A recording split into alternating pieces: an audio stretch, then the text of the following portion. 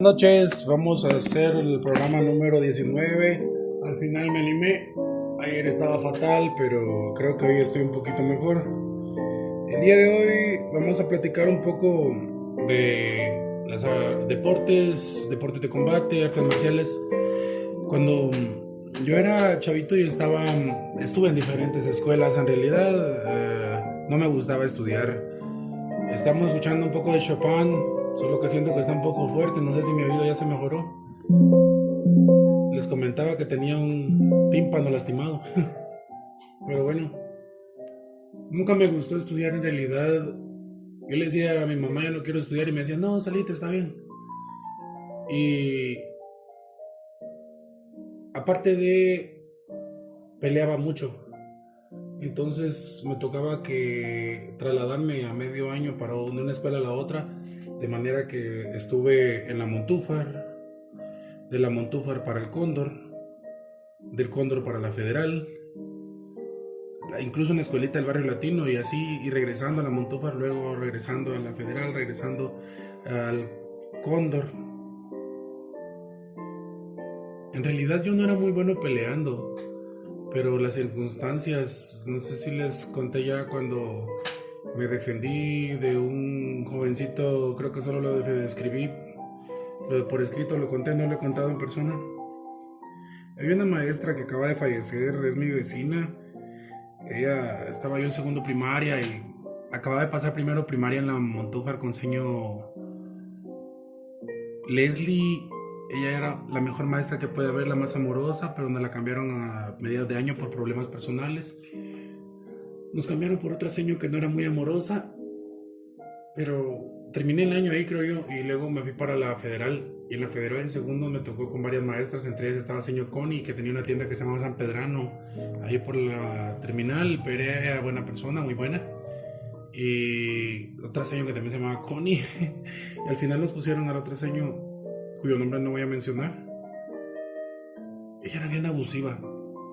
Incluso conmigo se enojó porque yo conseguía libros de inglés y andaba leyéndolo. Ya tenía como 8 años yo. 7 años tal vez o algo así. Y les comenté cómo aprendí inglés. Pero esta maestra decía que yo debía estar en un colegio privado, que porque estaba ahí con los pobres, pudiendo ser adinerado. Se burlaba de que yo pudiera aprender inglés siendo pobre. Y no es algo que influya, uno puede aprender lo que quiera, no importa siendo pobre. Le decía el licenciado Tolías que no pueden los panaderos ser abogados, y realmente que coma mierda el licenciado Tolías, disculpen la expresión. Entonces, pero es la realidad. ¿Cómo van a creer que una persona no va a poder mejorar su vida? Decía esta seño, recuerdo que había un muchacho que le decían culo de pato de podo. Ese era su apodo, yo no se lo puse. Hay otro que le decían fenomenoide, con el que yo peleaba mucho, Norman. Pero éramos amigos, no peleábamos así de que anduviéramos todo el tiempo peleando. Y había uno que le decían Huicho, y este Huicho era de los más molestones. Y la señora le ofreció apoyo a Huicho en el caso de que me lastimara. A mí le pidió que me lastimara y Huicho muy gustosamente lo hizo, pues. Recuerdo que hablando de José Alfredo, que les digo que le apodaban culo de pato, la mamá tenía un comedor en el mercado y un día le dice, José Alfredo quiere hablar con su mamá, la señora. Ah, pero es que ya todo el tiempo está en el comedor, puede pasar hablando con ella en el comedor. ¿Cómo se llama el comedor? La Fe. Ah, la fea, porque tu mamá es la fea. Así se llama el comedor, la fea, porque tu mamá es la fea, le decía. Era una mujer abusivísima esa señora, realmente un ser humano terrible. Nos puso a pelear a Huicho y a mí y se fue ella para que Huicho lograra pegarme. Y todo estaba planeado para que Huicho me golpeara y ganara y yo no hiciera nada, pero no contaban con que yo me iba a defender porque él me estaba moliendo la cara contra el zócalo de la Federal, de la clase, y yo con ojos cerrados lancé un golpe y le quebré la nariz. Me llevaron a la dirección, me iban a expulsar. El profesor Rodimiro Ventura Cruz me apoyó, me dio clases personalizadas. Fue una muy buena época para mí. Creo que ya había hablado de esto, sí.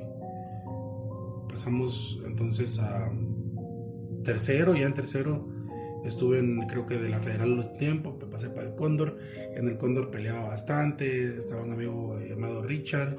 Creo que incluso me pasaron para la Montúfar en tercero y al fin llegué a cuarto de regreso al Cóndor. Estando en cuarto había un profesor que nos ponía a pelear y cada vez que alguien decía algo, se equivocaba en algo, hacía que le hicieran molotera o percha. La molotera es cuando, ¿han visto ustedes en fútbol americano que derriban a una persona y le caen todos encima? Esa es la molotera. Y la percha es exactamente lo mismo. Y él hablaba del paso de armas, que es un castigo militar en el que todos golpean a una persona. Y varias veces a mí me hicieron paso de armas y yo me iba a rendir, pero hubo una persona que me dijo, no te dejes, defendete, tira, golpea. Yo ya había aprendido a boxear, pero no sabía que no tenía que usarlo en la calle ni con personas particulares, pues, sino que era un deporte. Pero puedes defenderte, patea, golpea y defenderte, pues a tu guardia, no dejes que te rodeen.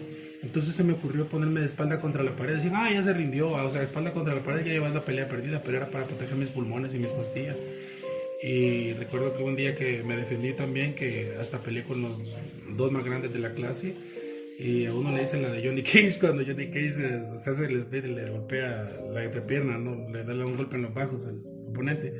Al otro más grande lo derribé y le hice una suplex, porque miraba mucha lucha libre en ese entonces. Los patojos hacían eso, miraban lucha libre y copiábamos lo que veíamos y nos decían que no lo hiciéramos, pero lo hacíamos. Y recuerdo que un amigo le hizo un six-pack a otro y terminó en el hospital, era terrible. Pero el profe dijo, no, ya no voy a ponerlos a pelear después de esto porque está feo.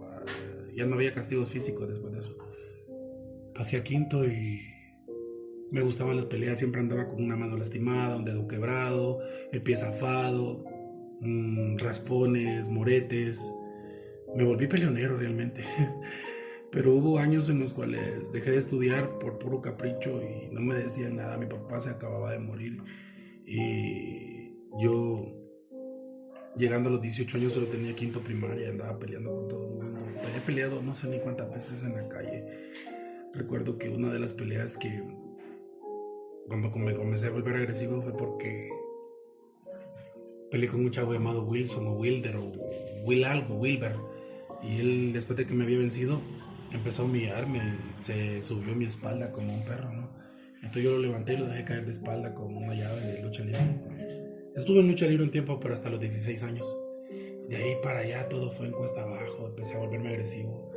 Y les comenté que tuve un hermano que me golpeaba y no me gusta hablar mucho del tema porque sí me afectó.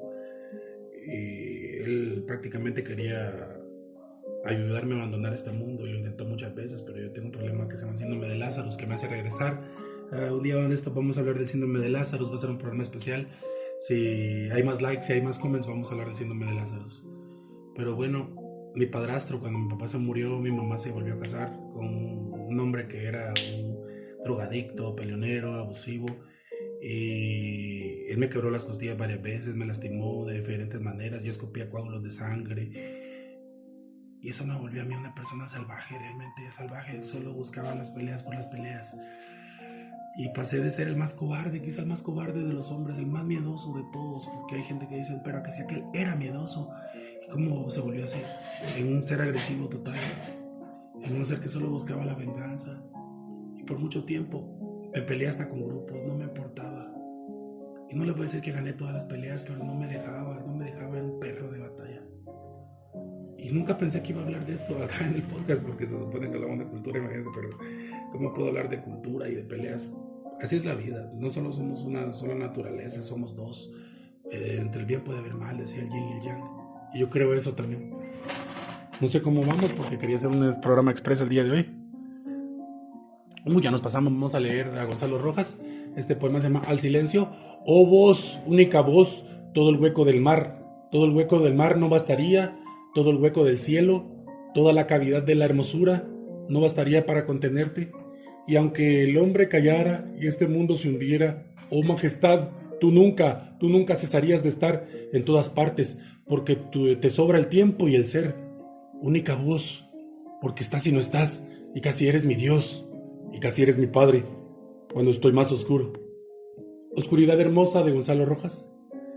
Anoche te he tocado y te he sentido, sin que mi mano huyera más allá de mi mano, sin que mi cuerpo huyera ni mi oído. De un modo casi humano te he sentido, palpitante, no sé si como sangre o como nube errante.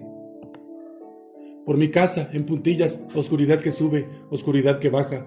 Corriste, centelleante, corriste por mi casa de madera. Sus ventanas abriste y te sentí latir la noche entera, hija de los abismos, silenciosa, guerrera, tan terrible, tan hermosa, que todo cuanto existe para mí, sin tu llama, no existiera. Creo que ya habíamos leído ese, no estoy seguro. No estoy muy seguro, pero creo que sí. No importa. Este poema se llama Desesperarse.